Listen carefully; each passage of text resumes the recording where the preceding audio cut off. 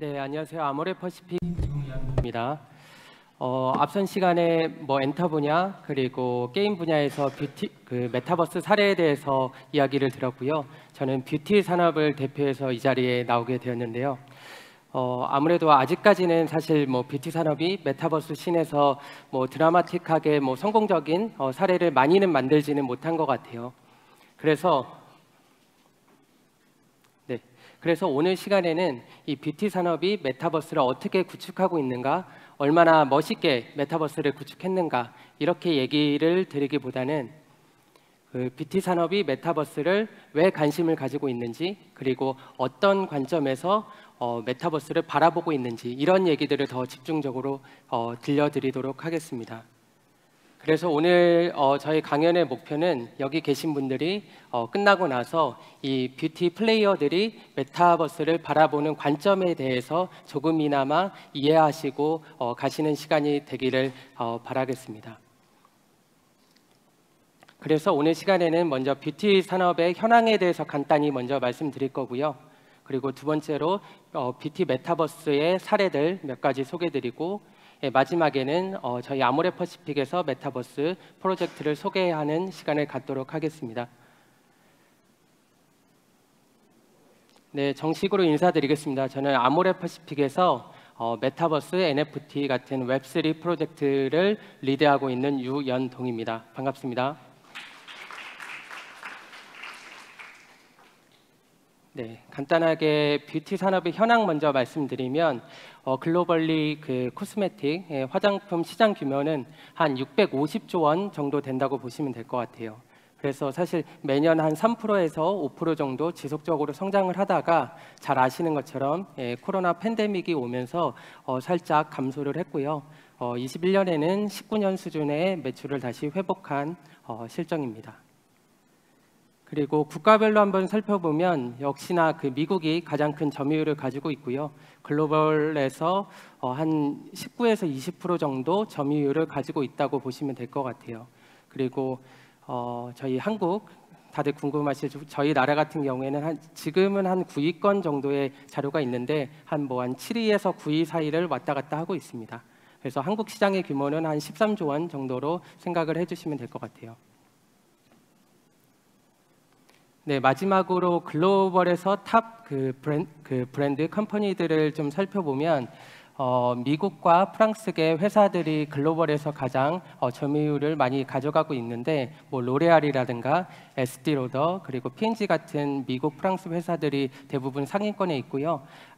아시아권에서는 그 네 번째에 있는 일본 회사인 시세이도가 높은 점유율을 가지고 있습니다. 그리고 한국에서는 사실 이 자료에는 저희 아모레퍼시픽만 나왔는데 LG생활건강이라고 저희랑 비슷한 점유율을 가지고 있는 회사가 한 10위권 내에 포진되어 있다라고 봐주시면 될 것 같아요. 그리고 이제 본격적으로 뷰티 메타버스의 케이스들을 하나씩 설명드리도록 하겠습니다.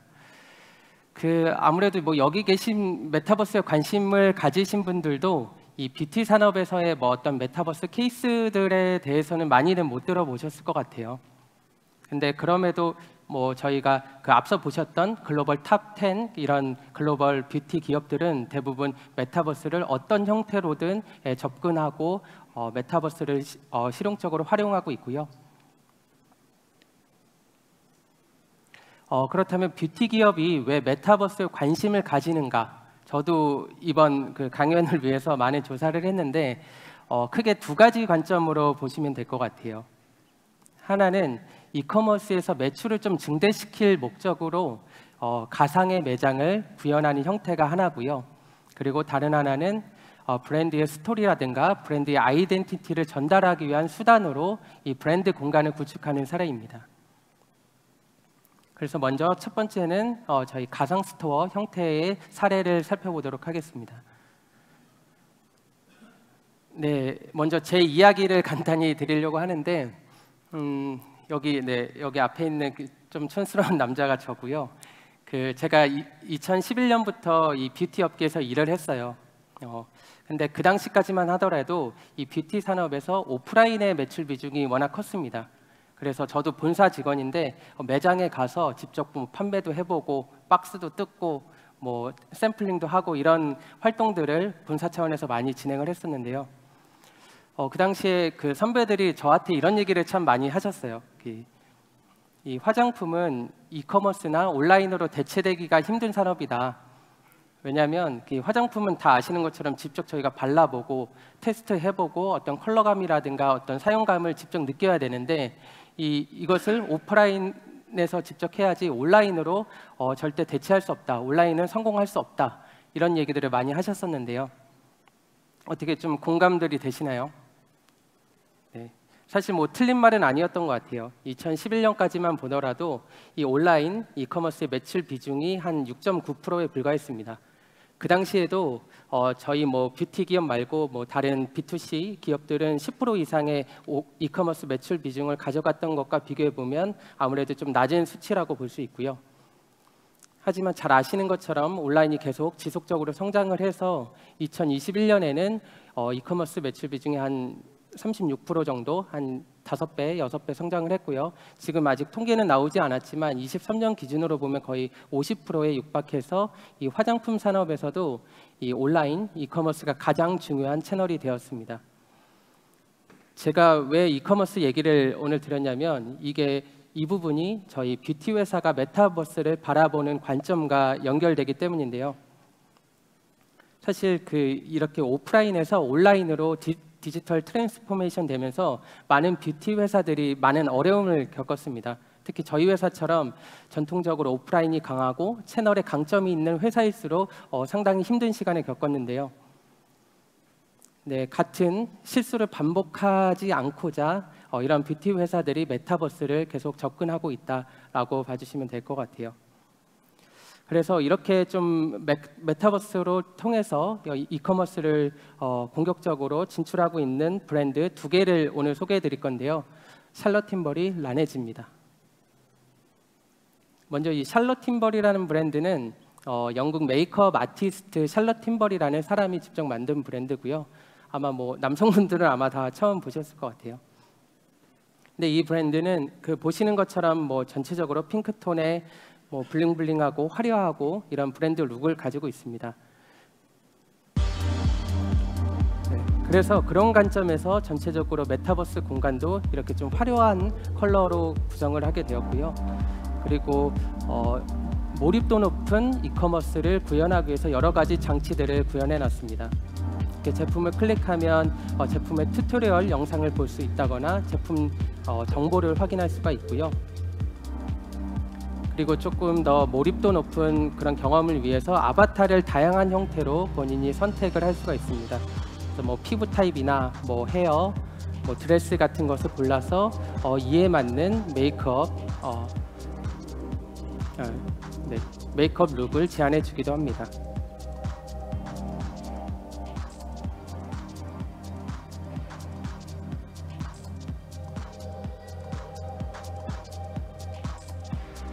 그리고 재밌는 기능은 이 친구를 좀 소환을 할 수 아바타를 통해서 친구를 소환하는 이런 기능인데요.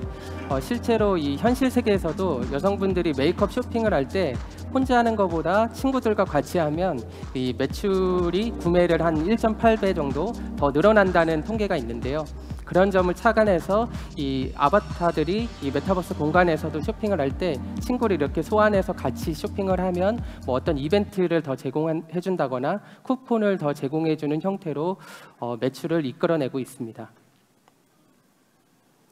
다음으로는 라네즈 사례도 말씀드릴 건데요. 혹시 이 모델 누군지 아시나요? 네, 아시는 분들이 많이 있네요. 이 한국의 김유정이라는 배우고요. 이 라네즈는 제가 있는 아모레퍼시픽에서 보유하고 있는 브랜드입니다.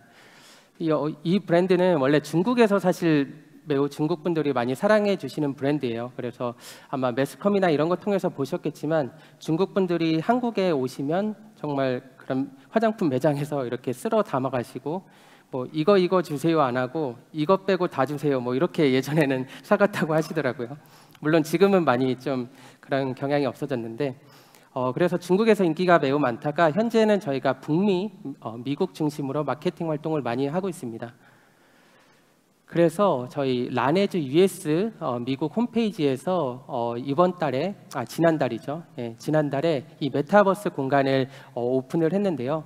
이 공간에서는 이런 브랜드나 제품을 체험하면서 고객들에게 같이 매출을 구매까지 연결시킬 수 있는 기능들을 넣었습니다. 그래서 저희가 사실 생각하는 것은 유저들이 메타버스 공간에서 마음껏 이렇게 놀수록 유저의 체류 시간이 늘어날 것이고요. 유저의 체류 시간이 늘어나면서 어떤 브랜드나 제품에 대한 경험을 할수록 구매 전환까지 높아질 것으로 예상하고 있습니다. 그래서 뭐 특정 테마가 있는 이런 공간들, 여러 가지 테마가 있는 공간들이 있는데 이렇게 들어가서 제품을 클릭하면 제품에 대한 상세 정보들 확인하실 수가 있고요. 바로 메타버스에서 연결된 구매까지 연결을 하고 거기에 있는 컨텐츠들도 감상을 하실 수가 있습니다.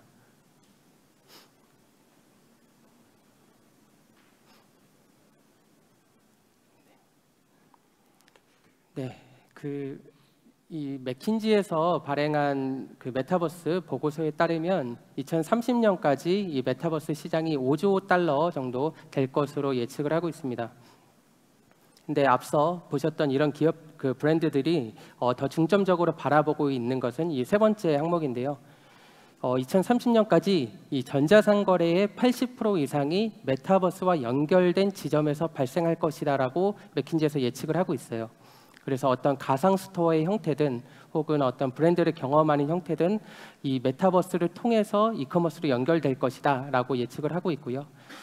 그래서 사실 뭐 지금 당장은 메타버스를 통해서 드라마틱한 매출이 늘어나기는 쉽지 않겠지만 저희가 중장기적으로 이런 뷰티 회사들이 투자의 관점으로 메타버스를 바라보고 있다라고 봐주시면 될 것 같습니다. 네, 이제 두 번째 사례로 브랜딩의 공간, 브랜드의 스토리를 전달하고 브랜드의 정체성을 알려주는 브랜딩의 공간에 대한 이야기를 해보도록 하겠습니다. 네, 제가 여기 현장에 오신 분들이 온라인에서 보시는 분들보다 조금 더 좋은 혜택이 있어야 될 것 같아서 제가 간단하게 퀴즈 하나 드리고 선물을 사실 좀 가져왔어요. 그래서 저희 회사의 대표 브랜드인 설화수의 또 대표 제품이 윤조 에센스라는 제품이 있는데요. 한 14만 원 상당의 고가의 제품인데 제가 매우 간단한 퀴즈 하나 드려서 맞추신 분에게는 저 선물을 드리도록 하겠습니다. 네, 갑자기 저를 쳐다봐 주시니까 좋네요. 검색하셔도 되고요. 아모레퍼시픽에서 보유하고 있는 브랜드 5가지만 손들고 얘기해 주시면 됩니다. 제가 2가지는 벌써 드린 것 같고 바로 드셨네요.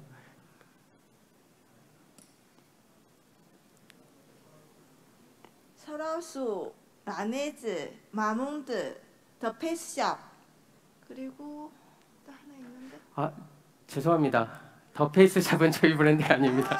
죄송합니다. 죄송합니다. 네. 여기 흰색 분이 빠르게 해주신 것 같네요. 네. 네, 아모레퍼시픽, 설화수, 헤라, 아이오페, 한율입니다. 혹시 아모레 직원 아니시죠? 네, 맞습니다. 네, 정답 맞추셨고요. 효과음도 감사합니다. 네. 이따 끝나고 쉬는 시간에 제 앞자리로 오시면 제가 명함이랑 같이 선물 전달 드리도록 하겠습니다. 네, 이제 조금 집중도가 높아진 것 같아서 이제 브랜드 공간에 대해서 바로 얘기 드리도록 하겠습니다. 제가 여기 부산은 사실 잘 모르겠는데요. 이 서울에서는 지금 팝업 스토어가 거의 전쟁이라고 할 만큼 많은 브랜드들이 이 팝업 스토어에 매우 많은 관심을 가지고 있습니다. 특히 팝업 스토어의 성지라고 정말 불릴 만한 지역들이 있는데요. 성수라든가 럭셔리 브랜드는 청담 이런 지역에서는 정말 거리가 팝업 스토어로 온통 차 있는 정도로 팝업 스토어가 유행을 하고 있습니다. 이렇게 팝업 스토어를 브랜드들에서 운영을 하는 이유는 매출을 올리기 위한 수단이 아니고요. 그 브랜드의 메시지나 브랜드의 아이덴티티를 전달하기 위한 수단으로 저희가 팝업 스토어들을 운영하고 있습니다. 실제로 대부분의 그런 브랜드들이 엄청 큰 영업 손실을 보면서 팝업 스토어를 운영해요. 그래서 저희 회사도 보시면 몇 억씩 한 달에 몇 억씩 이렇게 돈을 까먹으면서까지 이렇게 운영을 하는데 재밌는 것은 이런 팝업 스토어의 형태가 기존의 오프라인에서 이 메타버스로 많이 옮겨가고 있습니다. 특히 글로벌리 보면 이렇게 잘 아시는 나이키라든가 뭐 타미힐피거, 구찌 이런 브랜드들이 메타버스에서 기존에 오프라인에 했던 행동들을 메타버스 공간에서 브랜드를 전달하고 있는 추세입니다.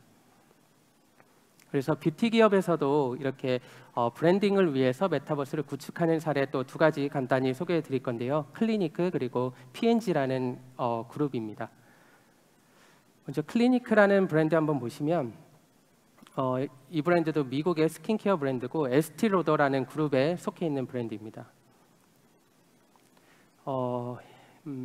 기존의 뭐 다른 그 뷰티 브랜드들이 주로 감성적인 측면을 많이 소구를 해요. 그래서 어떤 뭐 아름다움이나 이런 감성적인 소장 욕구나 이런 것들에 대해서 이야기를 많이 하는데 이 클리니크는 좀 다르게 이성적으로 많이 접근을 합니다. 그래서 이게 뭐 광고 컷 이런 것만 봐도 글자나 뭐 숫자들이 많죠.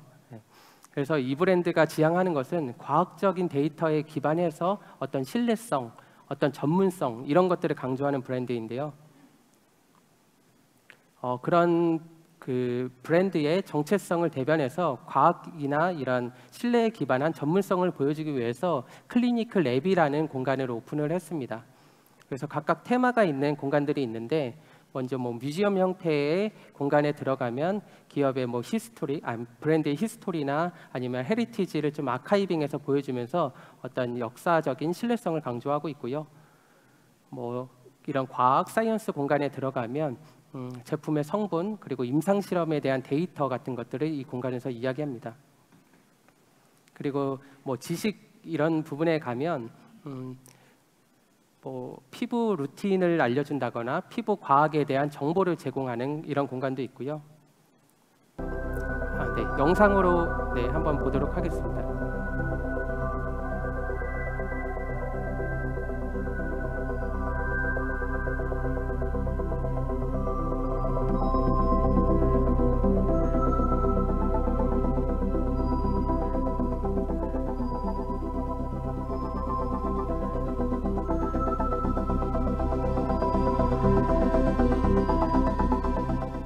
이렇게 브랜드의 전문성을 좀 보여주기 위해서 메타버스를 공간을 구축하는 사례도 있고 또 클리니크는 다른 형태로도 이렇게 플레이를 펼치는데 브랜드의 그런 아이덴티티나 어떤 캠페인을 활용하기 위해서도 메타버스를 운영을 합니다.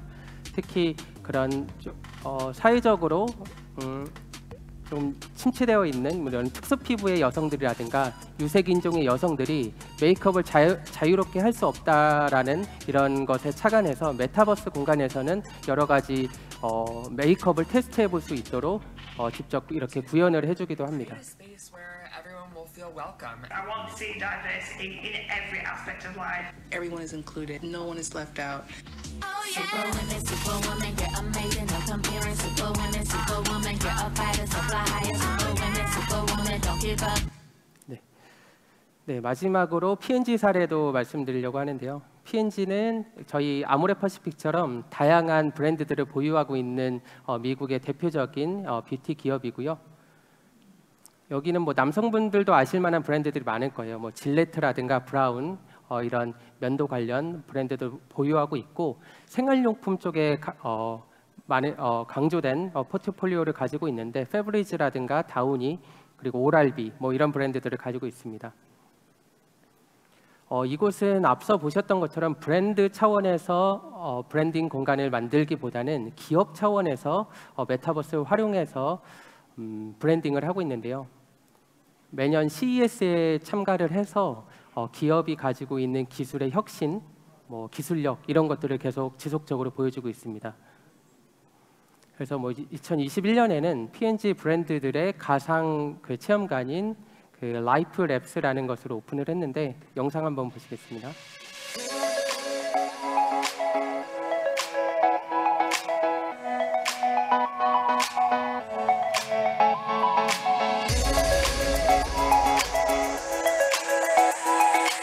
이렇게 뭐 질레트 공간에 들어가면 면도를 통해서 뭐 각질이나 뭐 수염을 제거할 수 있는 이런 기능도 있고요.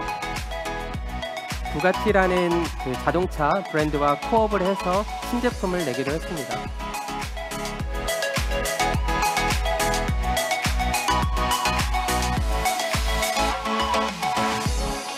MORALB는 자신들의 기술력을 메타버스를 통해 보여주기도 하고 뭐 충치를 제거하는 이런 게임들도 만들어놨고요. 가상 홈에 들어가면 다우니, 페브리즈 이런 제품들을 가상 공간에서 체험할 수 있는 그런 관들도 마련해 놨습니다.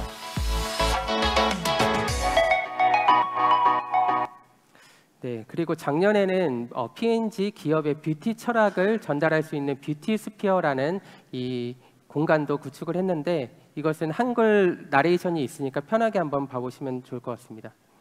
는 화장품 업계 최초의 체험형 메타버스 공간 뷰티 스피어입니다. 이 안에서 소비자는 P&G의 뷰티 철학인 책임감 있는 뷰티에 대한 다양한 스토리를 경험할 수 있다고 합니다. 먼저 주소창에 beautysphere.com을 입력하고 메타버스 공간 속으로 접속해 보겠습니다.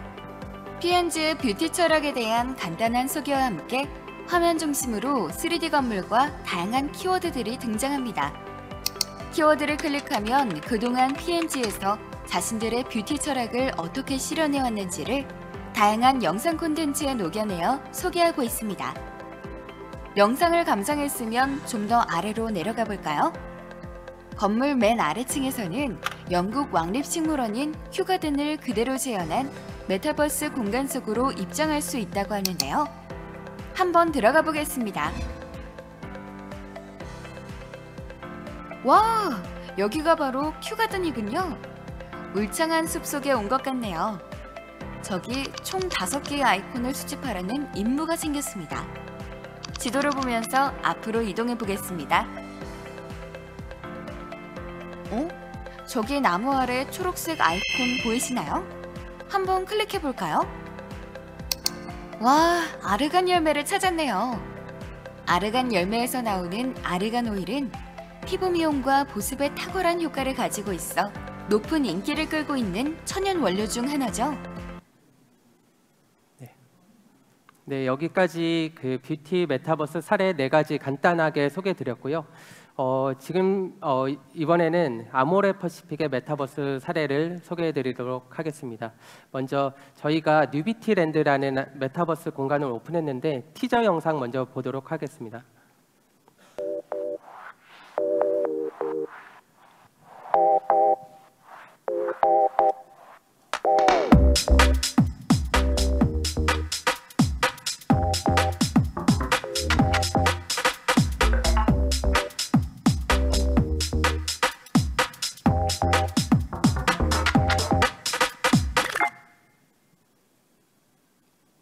네, 티저 영상 보셨고요. 저희가 지난 3월에 그 디센트럴랜드라는 메타버스 플랫폼에서 뉴비티랜드라는 공간을 오픈을 했습니다.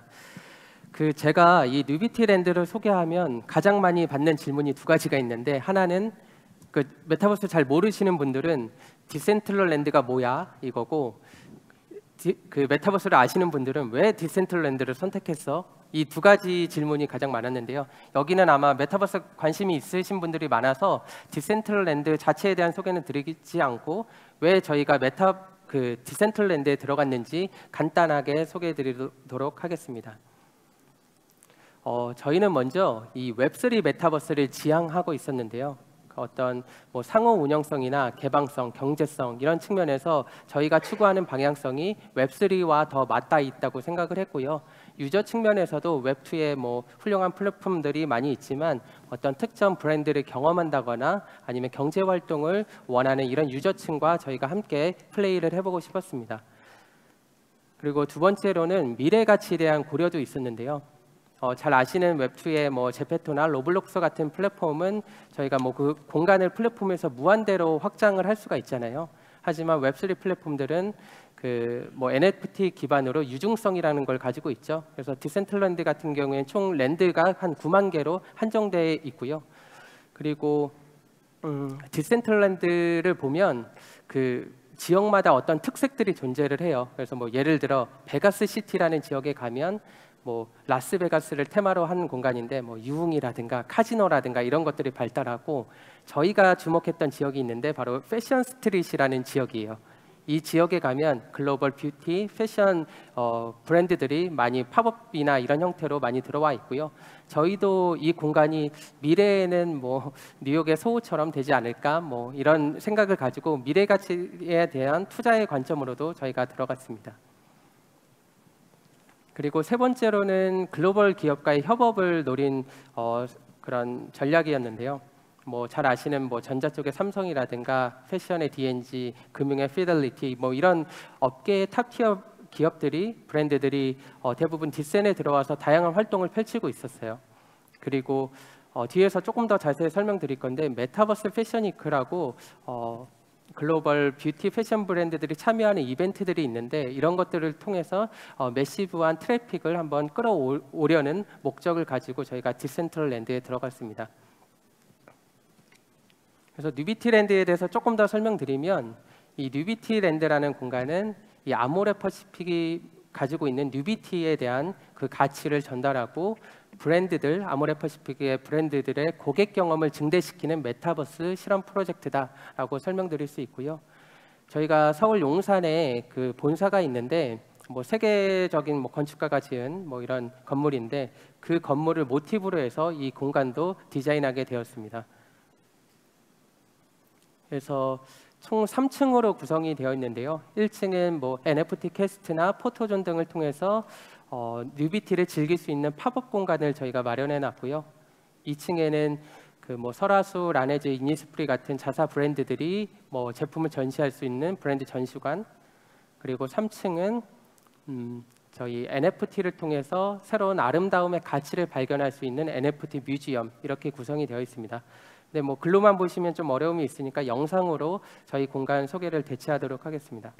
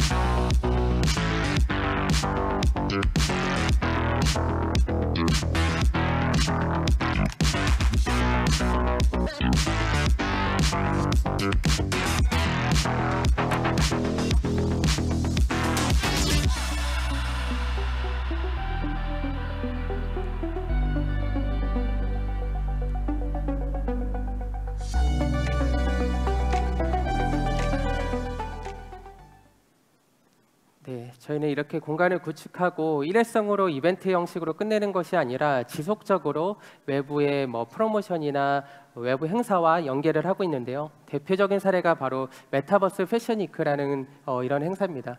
이 메타버스 패션위크는 제가 알기로는 그 메타버스 씬에서 가장 큰 가장 규모가 있는 이벤트로 알고 있는데 글로벌에서만 7, 80개 되는 패션, 뷰티 기업들이 참여하는 이벤트입니다. 그리고 디자이너들도 업계에 정말 탑티어 디자이너들이 함께 와서 실물 옷도 제작을 하고요. NFT, 아바타 의상도 함께 제작하는 그런 이벤트인데 그 사실 뭐 올해 이제 2회째예요. 2회째인데 뭐 최근에는 메타버스 씬이 조금 침체가 돼서 작년만큼은 아니지만 그래도 한 3, 4일간 한 3만 명 정도 되는 액티브 유저가 다녀갔고요. 그리고 소셜 임프레션이 한 4억 건 정도 발생을 합니다. 그래서 사실 국내에서는 많이 주목을 못 받고 있는데 뭐 이런 행사들이 포브스라든가 뭐 야후 파이낸셜 이런 데 다 기사가 많이 나올 만큼 임팩트 있는 행사로 점점 커 나가고 있습니다. 저희도 이 행사에 참여해서 같이 뭐 D&G라든가 이런 글로벌 패션 브랜드들과 함께 코업을 했었는데요. 어떤 형태로 진행되는지 리캡 영상 간단히 보도록 하겠습니다.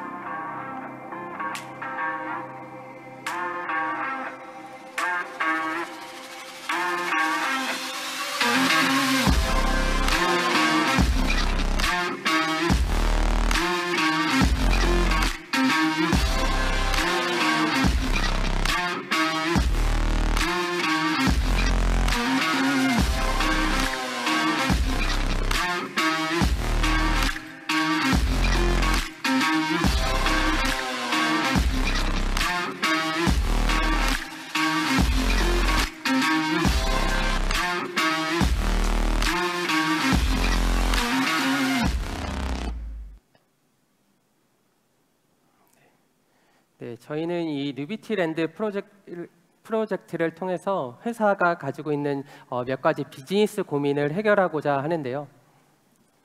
사실 저희 회사가 역사가 긴 만큼 브랜드들도 사실 나이가 많이 들어가고 있어요. 이 브랜드가 또 나이가 든 만큼 저희 브랜드를 사랑하는 우리의 고객들도 나이가 들어가고 있는데요.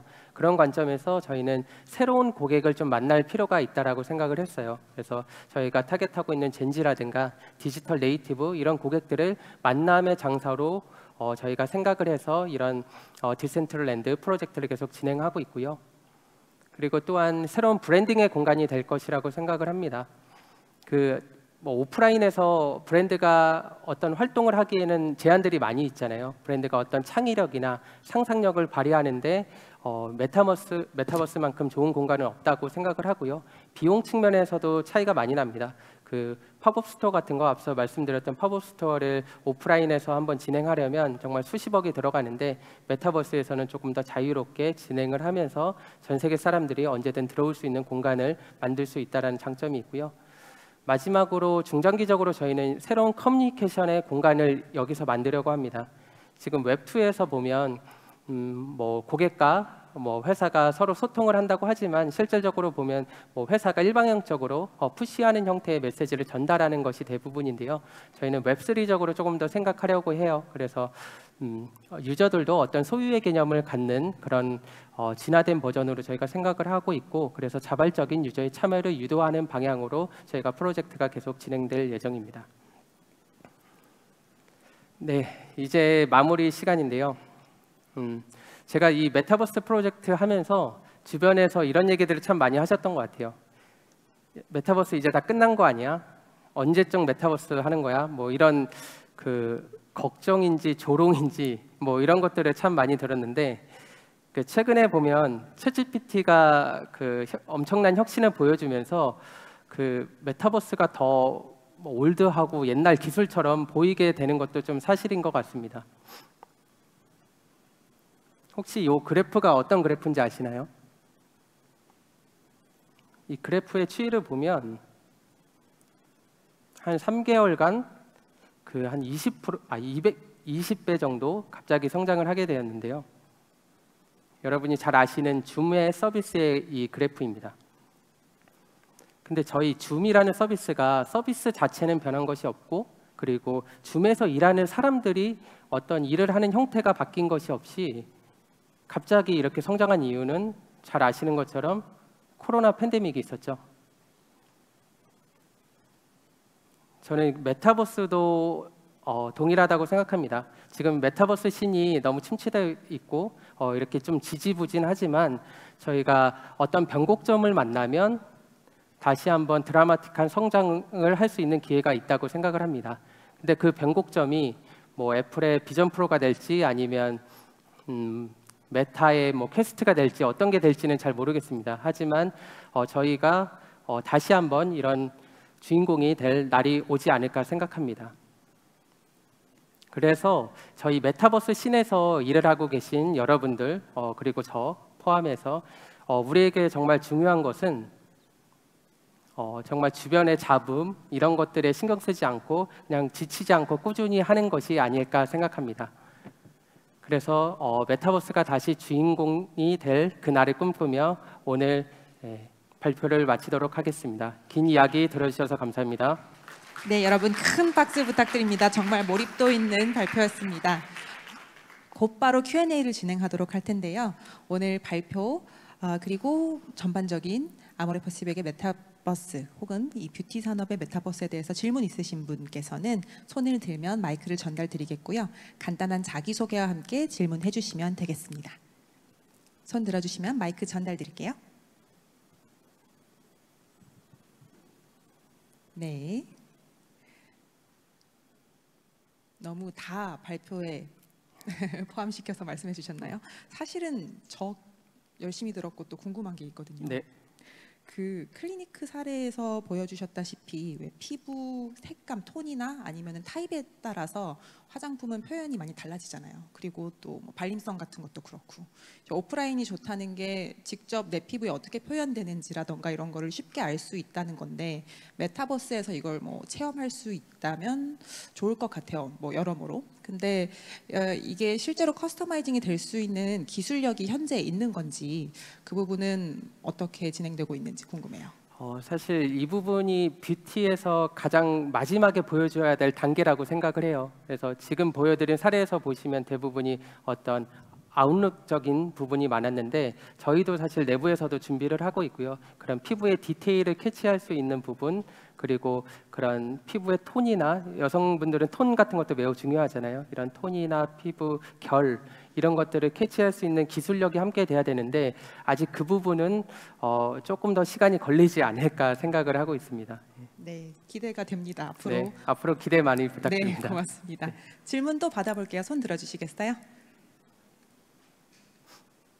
네, 저쪽 마이크 전달 부탁드릴게요. 중간에 계신 예. 예. 한국조폐공사 기술연구원 엄정식이라고 합니다. 반갑습니다. 아까 저기 메타버스 공간 얘기를 해주셨는데요.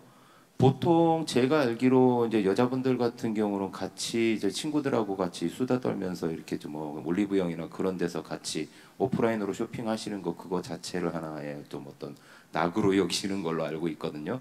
근데 아까 그 메타버스 공간에서 일반적으로 좀 그 체류하시는 유저분들 연령대라든지 유저분들 그 체류 시간에 대해서 통계라던가 아니면 그런 게 집계된 게 있습니까? 사실 아직까지 일단 연령 먼저 얘기 드리면 플랫폼마다 이것도 차이가 좀 많은 것 같아요. 지금 제페토나 로블록스 같은 플랫폼들을 보면 아무래도 10대 위주로 많이 편성이 되어 있고요. 그리고 로블록스는 조금 게임에 특화된 게임을 좋아하는 그런 10대 친구들 그리고 제페토 같은 경우에는 어떤 커뮤니케이션이나 취미나 어떤 재미를 추구하는 10대 친구들이 많이 들어와 있고 그 반면에 웹3 뭐 저희가 들어갔던 디센트럴랜드라든가 더 샌드박스 같은 사례를 보면 20, 30대 위주로 좀 편성이 되어 있는 것 같습니다. 일단 연령대는 이렇게 되어 있고 사실 체류 시간에 대한 통계는 많이는 없어요. 많이는 없는데 그 앞서 말씀드린 그 메타버스 패션위크 사례를 보면 대략적인 통계를 이번에 공개를 했었는데 브랜드별로 사실 뭐 그 좀 차이는 많은데 저희 기준으로 보면 한 유저가 한 공간에 들어왔을 때 평균이 한 17분 정도였던 걸로 기억을 하고 있습니다. 17분간 어떤 공간을 체험하고 여러 가지 인터랙션을 경험했던 그런 사례가 있고 다른 사례는 더는 잘은 모르겠습니다. 네. 제가 지금 이런 질문을 드린 이유가 사실 어떻게 보면은 같이 이렇게 친구하고 오프라인에서 이야기를 오프라인에서 친구하고 같이 옆에서 이야기를 하면서 그 관광적 어떤 쇼핑을 하는 어떤 즐거움하고 달리 어떤 이런 아무리 이제 좀 매력적으로 컨텐츠를 만든다고 하더라도 기업의 홍보라고 하는 목적성이 들어가는 순간에 그런 어떤 유인성이라든가 매력도라든가 그런 게 일단 반은 적고 들어가야 된다고 생각을 하거든요. 그런 과정에서 그걸 극복할 만큼의 킬러 컨텐츠라든가 그런 쪽에 대해서 좀 모델이 나오신 그 사례가 있는지 그게 그 궁금해서 이런 질문을 드렸던 겁니다. 네, 되게 뼈 때리는 이렇게 질문을 해주셨는데 그 부분이 정말 어려운 것 같아요. 저희가 브랜드가 어쨌든 메타버스 공간에 투자를 하려면 우리가 얻는 게 있어야 되잖아요. 단순히 그들이 즐기기만 하는 공간을 만들어주는 것이 경영진을 설득하기가 매우 잘 아시겠지만 쉽지 않습니다. 그래서 이 부분에 대한 그 밸런스는 계속 좀 항상 변하는 것 같아요. 어느 쪽에는 브랜드의 색깔을 쫙 빼고 정말 유저가 재밌게 할 수 있는 것들을 만들기도 하고, 어느 때는 좀 브랜드가 자신의 메시지를 전달하기 위한 수단으로 사용하기도 하고, 이렇게 하고 있는 것 같고요. 좋은 사례, 아직까지는 사실 뭐 성공적으로 말씀하신 것처럼 정말 재밌고 펀하고 와서 그들이 즐겁게 놀고 가고 이런 사례들을 아직까지 나오지 않았는데, 감히 말씀드리면 저희 이제 아모레퍼시픽에서 그런 사례들이 이제 만들어 나가려고 노력을 하고 있고요. 그리고 저기 뭐 자료에는 말씀드리진 않았는데 저희 플랜을 살짝 말씀드리면, 저희가 지금은 디센트럴랜드라는 공간에서 지금 플레이하고 있지만 추후 몇 개 플랫폼에 더 들어가서 저희가 궁극적으로 하고 싶은 것은 다중 메타버스 허브를 좀 구축을 할 거예요. 그래서 아모레퍼시픽이 다양한 그런 타겟에 맞게, 저희가 뭐 유저들도 지금 그렇잖아요. 뭐 SNS를 할 때 보면 어떤 자기의 특성이나 자기의 니즈에 따라서 오늘은 사진을 올리고 싶을 때는, 이쁜 사진 올리고 싶을 때는 인스타로 가고, 어떤 뭐라고 해야 되죠? 그 좀 덕질이나 병맛 이런 거 하고 싶을 때는 트위터로 또 가서 놀기도 하고, 여러 가지를 선택을 하는데요. 저는 메타버스 씬에서도 그게 이제 나올 거라고 생각을 해요. 그래서 어떤 목적성에 따라서 내가 제페토가 잘하는 분야가 있고, 로블록스가 잘하는 분야가 있고, 또 디센이 잘하는 분야가 있을 텐데, 이 플랫폼별로 이동을 하면서 다양한 사례들을 만들어 나갈 거고요. 저희가 그 중심에서 한번 재밌는 그런 BP 사례들을 만들어 가고 싶습니다. 네. 네, 좋은 질문과 답변 고맙습니다. 여러분 다시 한번 발표자분께 큰 박수 부탁드립니다. 고맙습니다. 네.